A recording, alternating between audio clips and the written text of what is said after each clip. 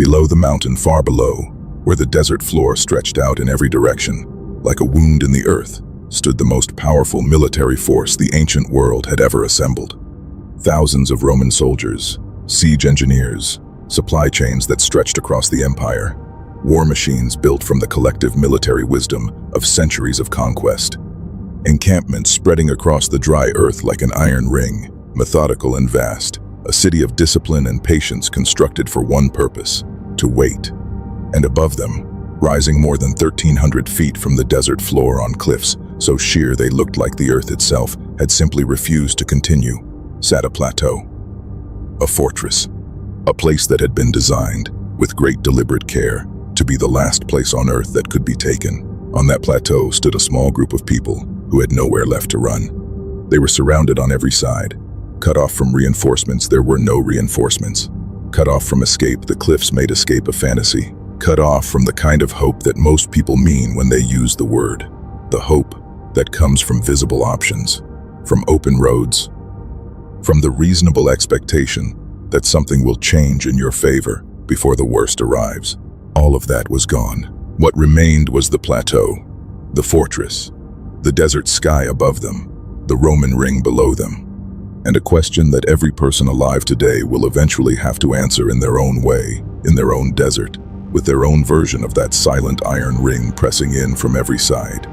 When everything external has been taken, when the support is gone, and the options are exhausted, and the world around you has reduced itself to a siege, what is left inside you? The name of that plateau was Masada.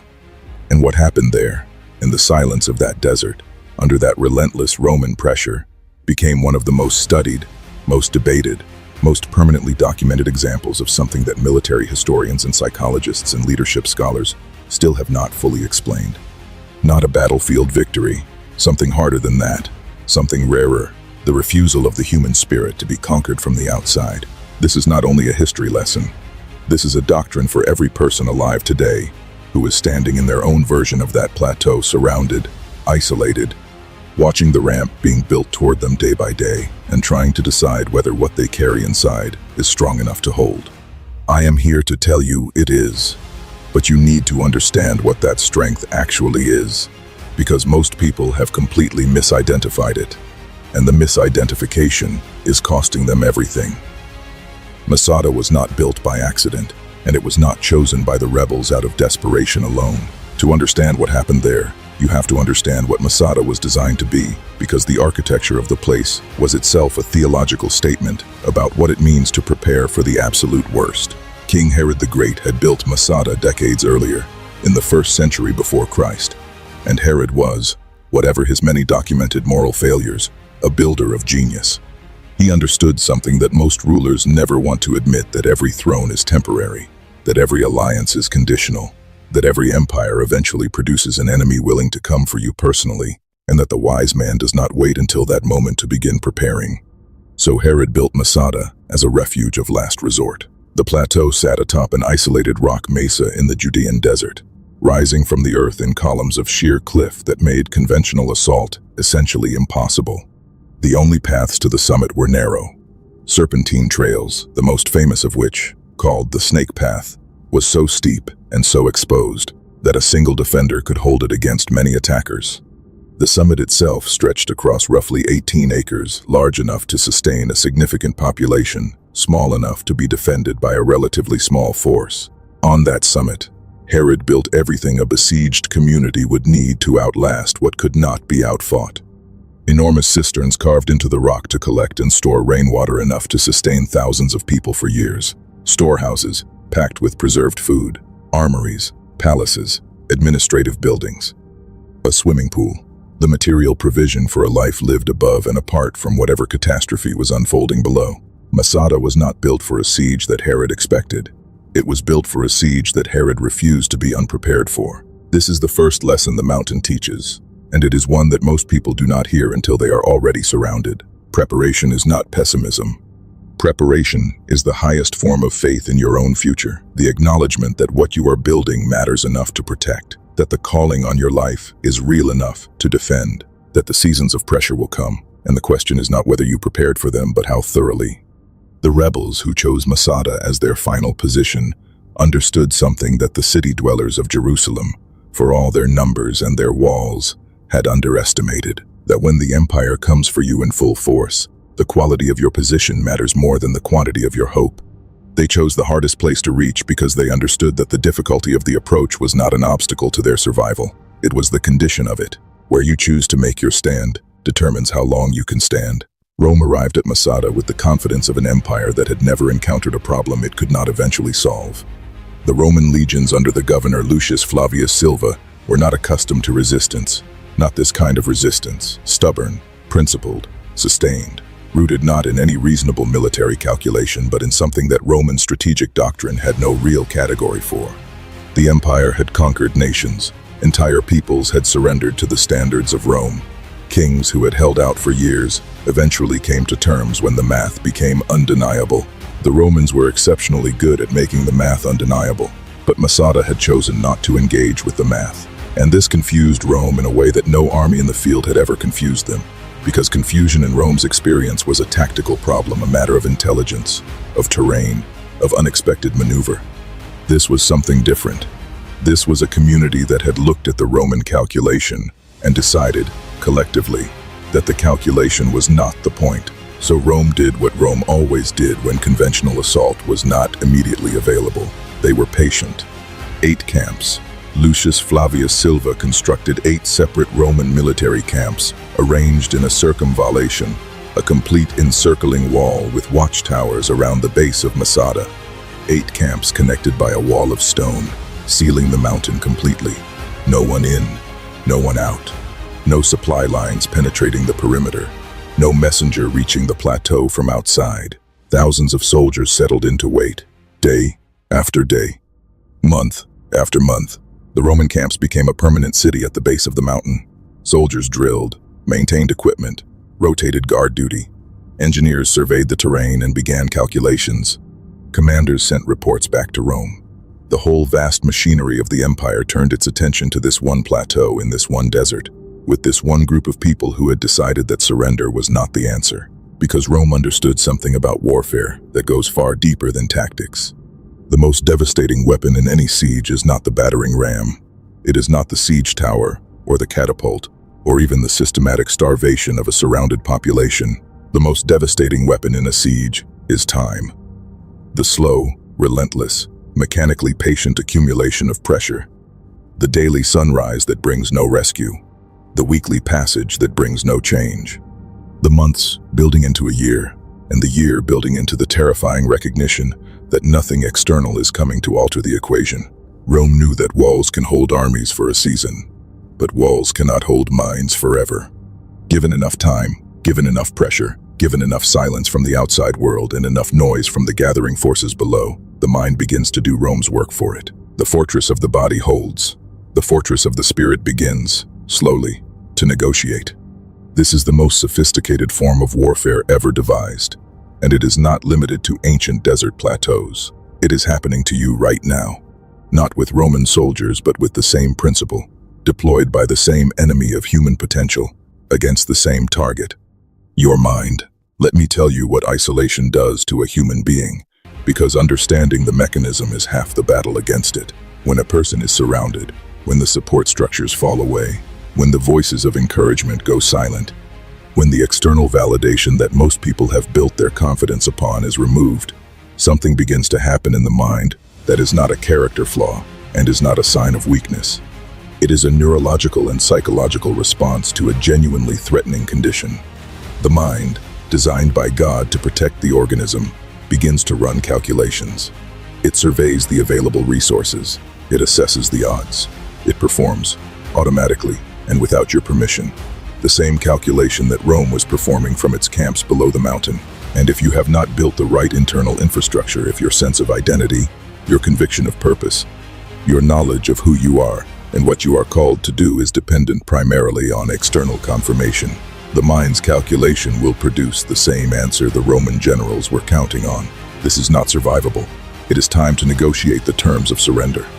The whispers do not announce themselves as defeat. They are subtler than that. They arrive as reasonableness. They arrive wearing the language of wisdom and maturity and the responsible management of expectations. They sound like this. Maybe I misread the situation. Maybe the dream was larger than the reality. Maybe the people who walked away saw something I am refusing to see. Maybe the smart thing, the faithful thing, even is to recognize when a season has ended and accept the new reality with grace. These are not evil thoughts. They are often delivered by sincere people who genuinely care about you. And they are the most dangerous thing a surrounded person can hear, because they provide a theological framework for giving up. They allow retreat to wear the costume of wisdom. The defenders of Masada heard versions of those whispers every single day. They were human beings, not symbols, not archetypes, but real people with real fear and real children and real terror about what was coming. The Roman camps below were not abstract. They were visible. Every morning the defenders could look down and see the full weight of the empire's displeasure arrayed against them. Every morning was a fresh presentation of the evidence that the rational conclusion was surrender. Every morning they got up and held the plateau anyway. Not because they had no fear. Not because the whispers had stopped. Not because their circumstances had improved, or the Roman camps had shrunk, or a relief force had appeared on the horizon. Because they had decided collectively, communally, as an act of shared identity, that the platform beneath their feet was worth holding regardless of what the evidence suggested about the probability of holding it.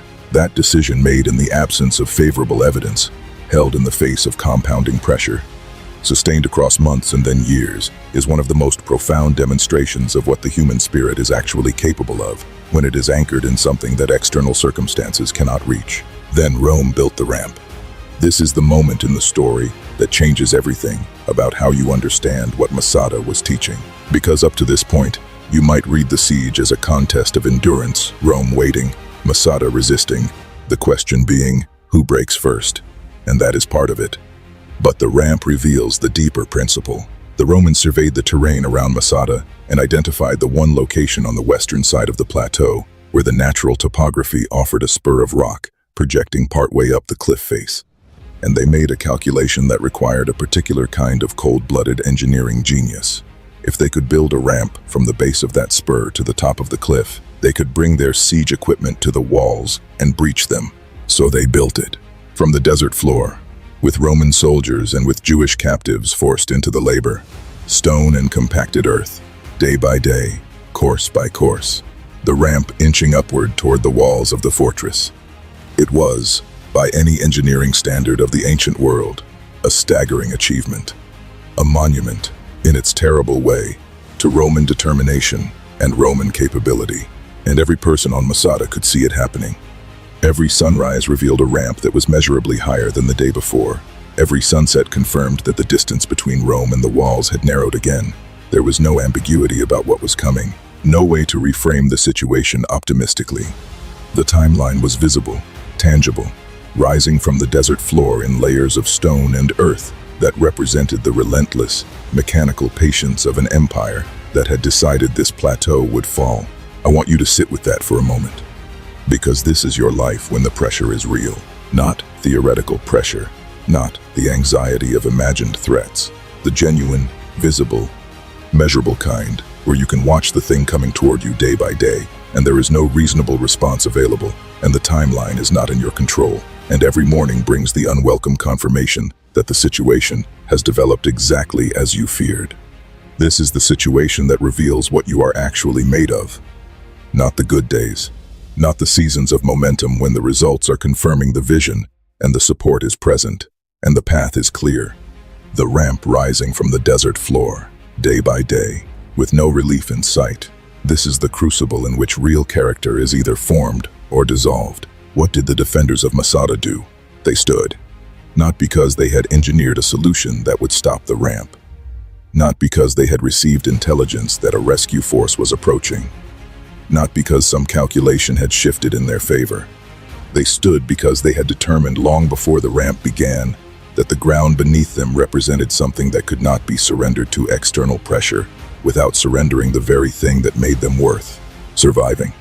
Their identity, their conviction, their refusal to let Rome define them by Rome's terms. And this precise moment is where Masada stops being ancient history and becomes a doctrine for your Monday morning.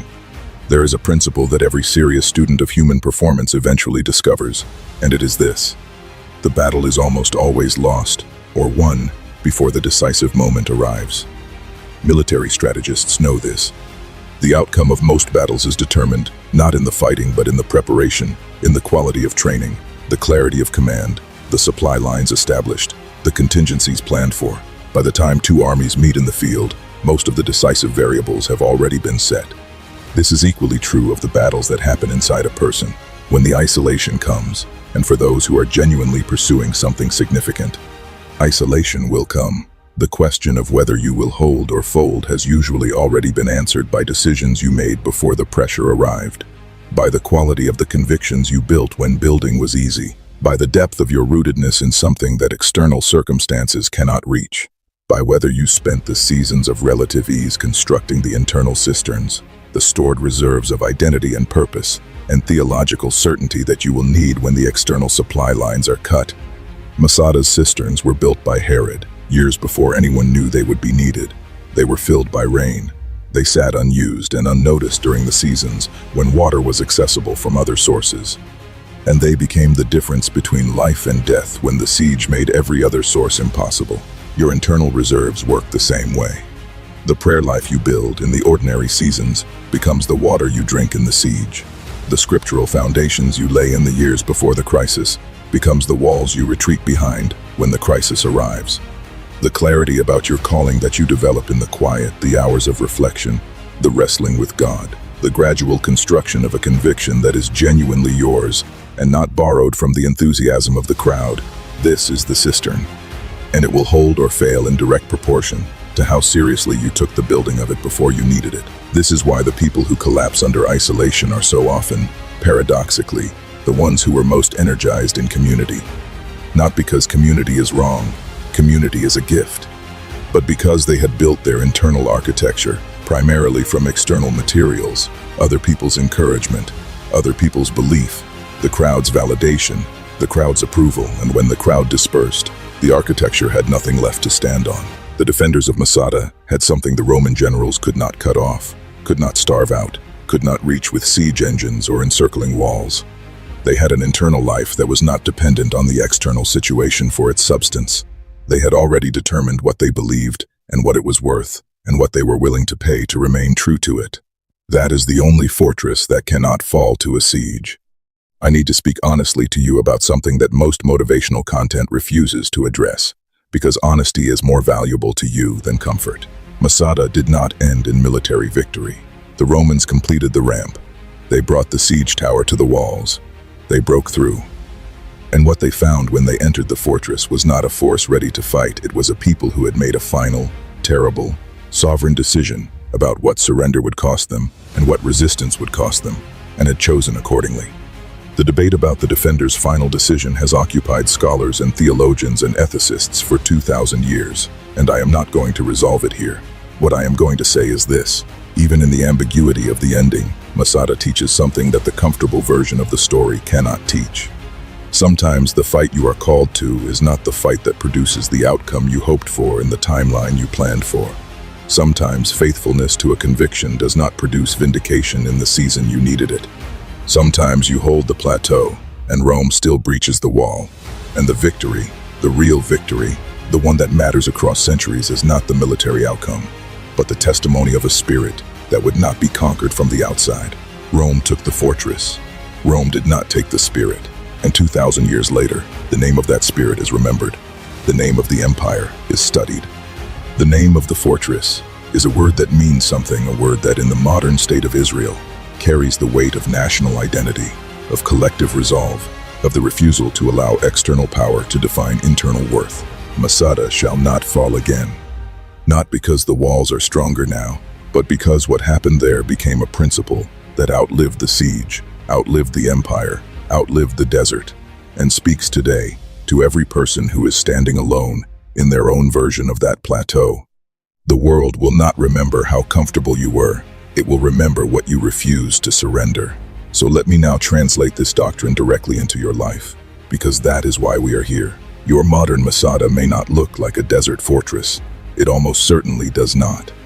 But the structure of the battle, the architecture of the pressure, is recognizable to everyone who is genuinely trying to build something that matters. Your Masada may be the business you are building that no one in your immediate circle believes in. You have explained the vision. You have shared the numbers. You have laid out the logic.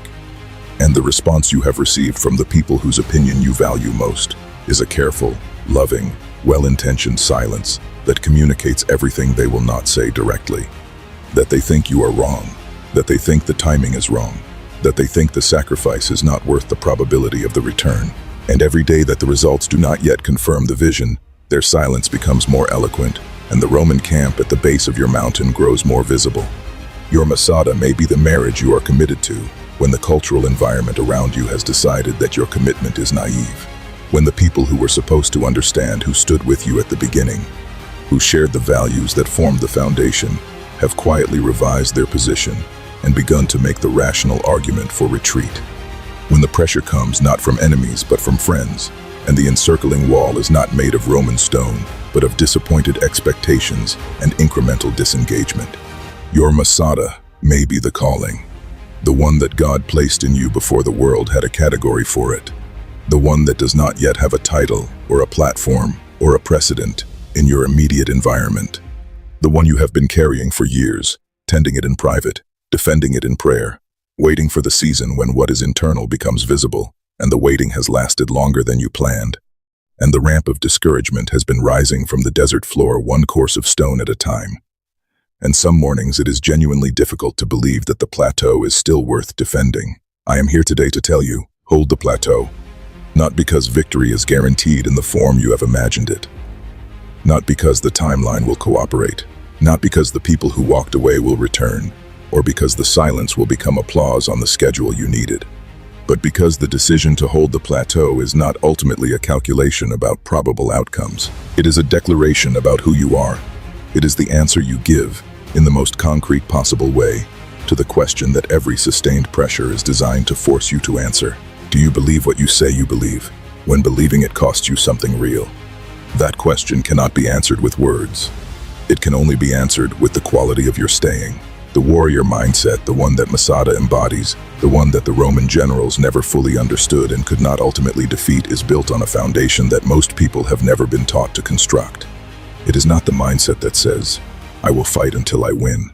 It is the mindset that says, "I will not allow external circumstances to determine my internal condition." These are profoundly different things. The first mindset is conditional. It requires a favorable outcome to remain intact. It is at bottom a transaction. I will endure as long as endurance is producing visible returns. And the moment the returns cease, or the probability of the desired outcome falls below a certain threshold, the transaction is renegotiated and the endurance ends. The second mindset is not transactional. It is constitutional. It is built into the identity itself, not attached to the outcome. It says, "I am the kind of person who stands not because standing guarantees victory, but because surrendering would require me to become someone I am not, and that cost is higher than any external loss." This is what the Apostle Paul was describing in Philippians 4, when he wrote that he had learned, in whatsoever state he was, to be content. Not that the state was always good, not that the circumstances were always favorable, but that the internal condition had been insulated from the external situation by a discipline of mind that he explicitly called something learned, acquired through practice, built through the accumulated experience of surviving what he was not certain he would survive, until the surviving itself became the proof of what he carried. I have learned, not received as a gift, not inherited as a natural disposition, learned through the desert seasons, through the isolation, through the moments when the Roman camps were visible and the ramp was rising, and the internal whispers were making their rational argument for surrender. Through all of it learned. That learning is available to you, but it is not available as a download. It is only available as an experience, which means the siege you are currently enduring, the pressure you would give anything to have removed, is not your enemy. It is your curriculum. It is the mountain that will either break you or build you, depending entirely on the decision you make about what you will allow it to mean. You are not being punished. You are being prepared. The plateau is not your prison. It is your seminary. And when you emerge from this season changed, refined, Possessing an authority that can only come from having stood when standing was genuinely difficult. You will understand something about yourself and about God and about the nature of real strength that you could not have understood any other way. That is the gift inside the siege. It is an extremely expensive gift, but it is the only one that produces what you will need for what comes after this season. Let me give you the practical doctrine, not the inspiration you can feel inspired for a few hours and then find yourself back at the base of the mountain with the same problem. The doctrine, the operational principles that the defenders of Masada lived by, translated into the language of your actual life. First, secure your internal water supply. The cisterns at Masada were built before the siege. You cannot dig wells during a drought. The spiritual and psychological reserves that will sustain you through isolation must be built in the seasons before isolation arrives and reinforced daily during the siege itself. This means prayer that is not circumstantial, not the emergency prayer of a person in crisis, but the practiced, disciplined, daily communion with God that builds up a reserve of identity and certainty that external pressure cannot drain.